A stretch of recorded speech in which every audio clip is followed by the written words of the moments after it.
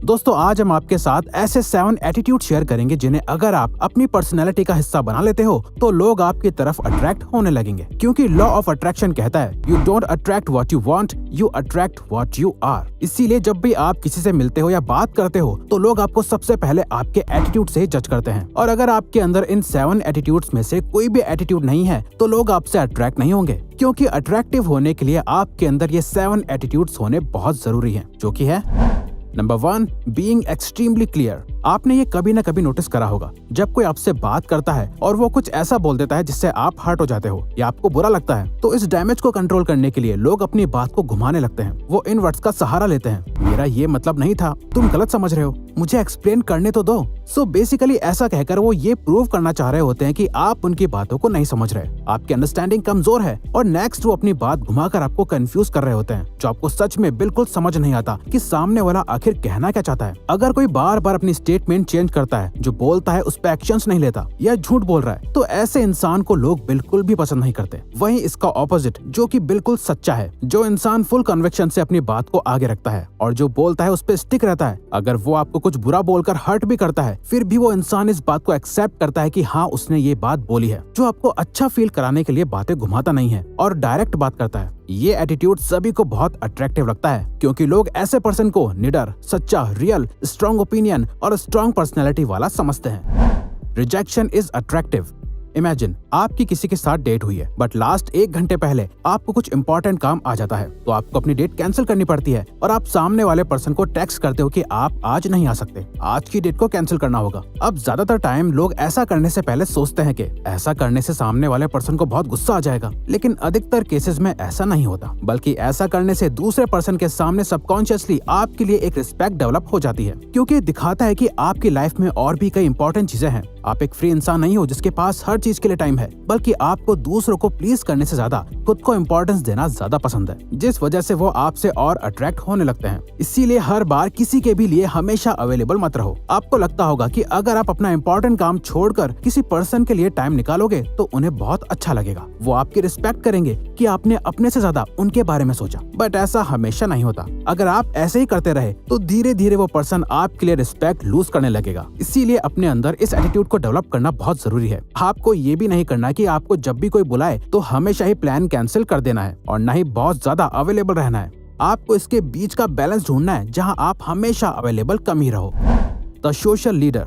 Attractive लोग सिर्फ अपने वर्क प्लेस में ही नहीं बल्कि अपने सोशल सर्कल में भी लीडर होते हैं। वो कभी पहले कदम बढ़ाने से नहीं डरते, उन्हें कभी किसी अनजान से बात करने में डर नहीं लगता। वो किसी भी नए चैलेंज के लिए रेडी रहते हैं, रिस्क लेते हैं। कहने का मतलब ये है कि वो अपने आप में बिलीव करते हैं, जिसे बाकी लोग आसानी से नहीं कर पाते, और ये एटीट्यूड बाकी के लोगों को बहुत अट्रैक्टिव लगता है। जैसे अगर आप कोई मूवी देखो तो उसमें एक हीरो के ट्रेट भी यही होते हैं। वो फियरलेस होता है, अपने फ्रेंड सर्कल का लीडर होता है, जिसकी सभी लोग बात सुनते हैं। वो कई एडवेंचर से भरे काम करता है, और मूवी देखते टाइम हमें खुद ऐसे कैरेक्टर बहुत पसंद आते हैं। और रियल लाइफ में भी कहीं न कहीं अधिकतर लोग अपनी लाइफ का हीरो बनना चाहते हैं, जिन्हें लोग या लाइफ नहीं बल्कि वो खुद सबको लीड कर रहे होते हैं। इसीलिए आप भी एक लीडर बनो। आपकी फाइनेंशियल कंडीशन, आपके लुक्स या आपकी जॉब प्रोफाइल आपके एटीट्यूड को डिफाइन नहीं करती। आपको एक सोशल लीडर वाला एटीट्यूड डेवलप करने के लिए सिर्फ अपने माइंडसेट को चेंज करने की जरूरत है। अपने लिए स्टैंड लो, जहां फाइट करने की जरूरत है खुद के लिए लड़ो। एक ग्रुप के साइड कैरेक्टर मत बनो, बल्कि उस ग्रुप को लीड करो, जो आपको एक बहुत ही अट्रैक्टिव पर्सनैलिटी वाला पर्सन बनाएगा।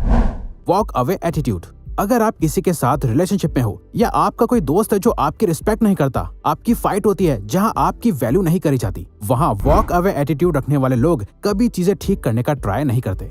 उनकी सेल्फ रिस्पेक्ट इतनी हाई होती है कि वो आसानी से किसी भी रिलेशनशिप को एंड कर सकते हैं, जबकि नॉर्मल लोग एक दूसरे से बहस करते रहते हैं। वहीं ऐसे लोग चुपचाप उस कॉन्वर्सेशन को छोड़ देते हैं, क्योंकि उनके लिए उनका टाइम और एनर्जी बहुत इंपॉर्टेंट है। अगर आप किसी को इम्प्रेस करना चाहते हो तो वो आपसे तभी इम्प्रेस होंगे जब आप उन्हें उनकी वैल्यू शो करोगे, और अगर आप खुद से ज्यादा उन्हें वैल्यू देने लगोगे तो वो आपका गलत फायदा उठाएंगे। उन्हें लगेगा कि आप कभी उन्हें छोड़ के नहीं जा सकते, और वो जैसा चाहे आपके साथ वैसा बिहेव कर सकते हैं। इसीलिए अगर आप हर जगह अपना नीडी नेचर शो करते हो तो ये एक बहुत ही अनअट्रैक्टिव ट्रेट बन जाती है और लोग आपसे दूर भागने लगते हैं। इसीलिए एक ऐसा एटीट्यूड डेवलप करो जहां लोगों को ये फील होना चाहिए कि अगर उन्होंने आपके साथ सही बिहेव नहीं करा तो आप उन्हें आसानी से छोड़ सकते हो। Quite confidence.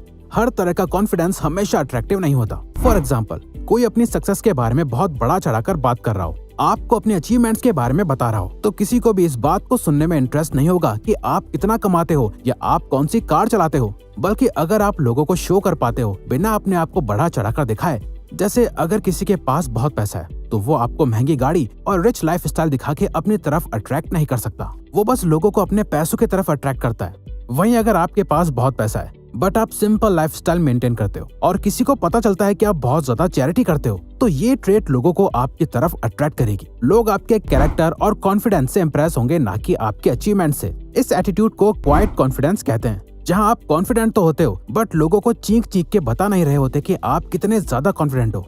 इसीलिए अपनी सक्सेस स्टोरीज या अपनी अचीवमेंट्स और सारे फ्यूचर प्लान सिर्फ अपने पास ही रखो और लोगों को खुद पता लगने दो कि आप असल में कितने ज्यादा अच्छे इंसान हो। Imperfectly perfect.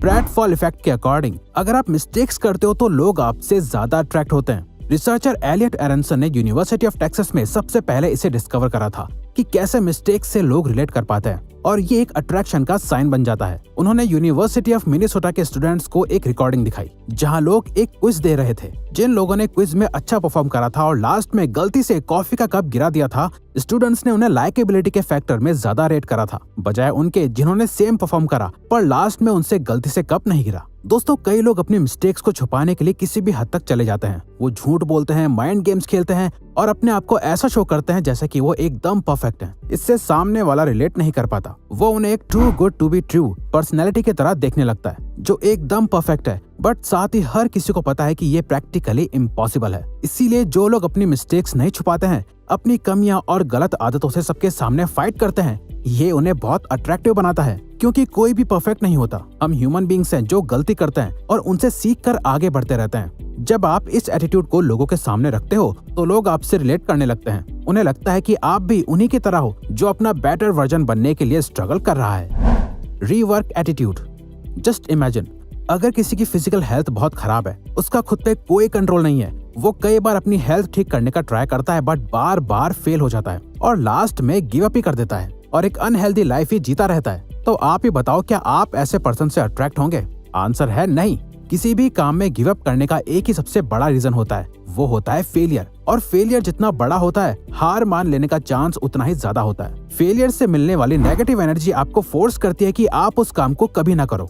But Roger Fritz कहते हैं, जब आप फेलियर वर्ड को मिस्टेक से रिप्लेस कर देते हो तब आप गिव अप नहीं करते। हमें पता होता है कि हम उसे ठीक कर सकते हैं। जैसे फॉर एग्जाम्पल, आप मैथ्स की कोई प्रॉब्लम सॉल्व कर रहे हो और आपने बीच में कोई मिस्टेक कर दी, तो क्या आप उसे फेलियर मानकर गिव अप कर देते हो या अपनी मिस्टेक्स पर बार बार काम करके उस प्रॉब्लम को सॉल्व कर लेते हो? यही सेम रीवर्क एटीट्यूड आपको अपनी पर्सनैलिटी में भी ऐड करना चाहिए कि अगर आपसे कोई भी फेलियर हो जाए, याद रखो कि वो एक मिस्टेक है जिसे आपको ठीक करना है और आप कर सकते हो।